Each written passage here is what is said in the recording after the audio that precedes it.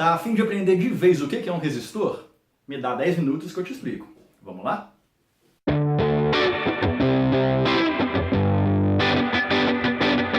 Já vimos, na aula anterior, que quando conectamos um fio entre dois pontos a potenciais diferentes, a diferença de potencial, ou DDP, fará com que uma corrente elétrica flua do potencial maior para o menor. Vimos também que a corrente elétrica é oriunda da movimentação de cargas elétricas que compõem este fio, que são empurradas pela diferença de potencial, e é exatamente aí que podemos começar a entender o conceito de resistência elétrica, que é o tema da aula de hoje. Antes de vermos o que é resistência elétrica, primeiro pense em duas mãos se raspando. Uma mão não deixa que a outra se mova livremente, uma mão resiste à outra, e quando uma mão resiste ao movimento da outra, existe geração de calor. Da mesma forma, quando elétrons fluem num fio condutor, imagine aquele monte de carga colidindo e raspando umas com as outras. Isso provoca uma resistência ao movimento das cargas, com geração de calor, de forma parecida com o que ocorre quando uma mão resiste ao movimento da outra. Se o atrito das mãos forma uma resistência mecânica, da mesma forma, as colisões entre cargas formam o que chamamos de resistência elétrica. O calor gerado por essas colisões e raspagens de cargas com cargas, devido à resistência elétrica, é chamado de efeito térmico ou, como é mais conhecido, efeito Joule.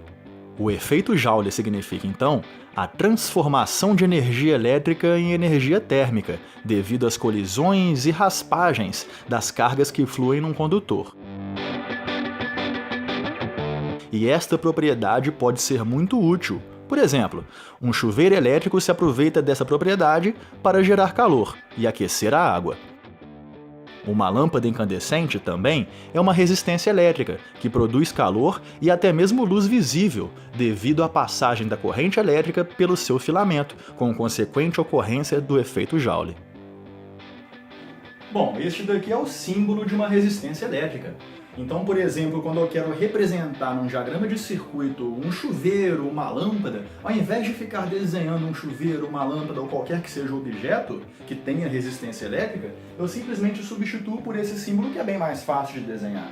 Então, por exemplo, se eu quero representar num diagrama um chuveiro conectado a 110 volts, eu não preciso desenhar esse chuveiro, eu simplesmente faço o seguinte: tá aqui o fio de fase a 110 volts, está aqui a resistência que representa o chuveiro e está aqui o fio conectado ao neutro de 0 volts. Então isso daqui seria o meu chuveiro elétrico representado num diagrama de circuitos. Bem mais fácil do que ter que desenhar o chuveiro com os fios saindo. Bom, a unidade de resistência elétrica é o ohm, cujo símbolo é a letra grega ômega. Então eu consigo medir uma resistência elétrica usando unidades de ohms. Então, por exemplo, se eu quiser representar um resistor cuja resistência elétrica seja de 10 ohms, eu coloco o símbolo da resistência elétrica e acima ou abaixo dele eu coloco o valor junto com o símbolo de ohm. Então isso daqui significa uma resistência elétrica de 10 ohms. Isso daqui significa uma resistência elétrica que possui valor 5 ohms. E isso daqui significa uma resistência elétrica que possui valor de 1000 ohms. Beleza? Quanto maior for a resistência de um condutor, mais ele resiste à passagem de cargas. Ou seja, mais difícil é fazer com que uma corrente elétrica passe por ele. Assim, se ligarmos dois resistores a uma mesma tensão, por exemplo, um de 5 e outro de 100 ohms, a corrente no resistor menor será maior e a corrente no resistor maior será menor.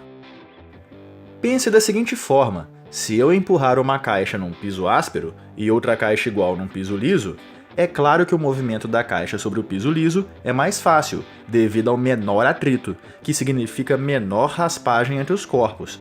Da mesma forma, a corrente elétrica passa com muito mais facilidade num condutor de baixa resistência do que num de alta resistência. Vamos então entender como podemos calcular quanta corrente passará por um resistor. Primeiro, como já vimos na primeira aula, a corrente só surgirá se houver uma diferença de potencial entre os extremos do resistor. É claro que, Quanto maior for a DDP, maior será a corrente. Segundo, como acabamos de ver neste vídeo, quanto maior for a resistência elétrica, menor será a corrente. A grande maioria dos resistores segue a chamada lei de Ohm, que diz V é igual a RI. V é a diferença de potencial, R é a resistência e I é a corrente que vai passar pelo resistor. Isto é simplesmente uma expressão matemática que vai relacionar a corrente elétrica que passará pelo resistor de acordo com a diferença de potencial aplicada. Vamos ver 3 exemplos sobre a lei de Ohm. Olha só, na letra A, são dados 2 potenciais dos 2 lados de um resistor, eu conheço o valor da resistência elétrica e eu pergunto qual que é o valor da corrente. Muito simples. A lei de Ohm, que é V igual a RI, estabelece a relação entre essas 3 grandezas. No caso, esse resistor possui uma diferença de potencial de 10 volts entre este ponto e este. Eu tenho 10 volts, então eu vou substituir V por 10, aplicados numa resistência de 5 ohms, então o R vai ter valor 5, e a corrente é o que eu quero calcular. 10 é igual a 5i, uma equação bem simples, eu posso passar o 5 dividindo, 10 sobre 5 é igual à minha corrente, 10 dividido por 5 é 2, logo, a corrente do exemplo A vale 2 amperes. Já na letra B, ele informa qual que é a diferença de potencial entre os dois extremos, que é 30. Ele fala que nesse caso a corrente é de 2 amperes, e aí ele pergunta agora qual que é o valor da resistência. Também vou aplicar a lei de Ohm. Eu vou aplicar V igual a RI, sendo que nesse caso eu conheço a tensão que vale 30. Quero saber qual que é o valor da resistência, então o R eu não conheço. E eu sei que a corrente vale 2. Então esse meu I eu substituo por 2. 30 é igual a R vezes 2, eu posso passar o 2 dividindo. 30 sobre 2 é igual ao meu R, 30 sobre 2, que é 15. Logo, essa minha resistência terá o valor de 15 ohms. Já na letra C, ele dá o valor da resistência, ele dá o valor da corrente, dá o valor do potencial, não é diferença de potencial, não é DDP, é potencial. Ele dá o potencial de um lado e pergunta qual que é o potencial do outro lado. Vamos lá. Esse V na lei de Ohm não é o valor do potencial de um lado ou do outro. Esse V é a DDP, é a diferença entre os dois potenciais. Na letra A, esse V valeu 10 porque era 10 menos 0. Na letra B, ele já me deu a diferença de potencial. Na letra C, ele pergunta o potencial. Então, o que eu vou fazer? Se eu conheço a resistência e conheço a corrente, pela lei de Ohm, eu vou calcular o V, que é a diferença entre os dois potenciais. A partir do momento que eu conhecer a diferença de potencial, eu conseguirei calcular um dos dois potenciais se eu souber o outro. Então, olha só, V é igual a RI. Eu não conheço a diferença de potencial. Eu conheço só um dos potenciais, o outro eu não conheço. Não dá para saber a diferença. O V é desconhecido. O R vale 25, que é a resistência, e a corrente vale 2. Bom, 2 vezes 25 é o V. Logo, V vale 50 volts. Repara que essa não é a resposta do problema ainda. Essa daqui é a diferença de potencial. Diferença entre este potencial e este, como já vimos na aula passada. Agora, se a diferença de potencial entre esse ponto e este vale 50, e este ponto vale 10, se a corrente está fluindo daqui para lá, significa que este potencial é maior do que esse, como vimos na primeira aula. Se esse potencial é maior do que este e a diferença entre eles é 50, se esse daqui é 10, esse daqui vai ter que valer 60. 60, porque tem que ser maior do que este, para a corrente fluir assim. 60, porque a diferença entre eles vale 50. Se a diferença é 50 e este é 10, esse tem que ser 60 para que 60 menos 10 dê a diferença entre os dois potenciais, a DDP.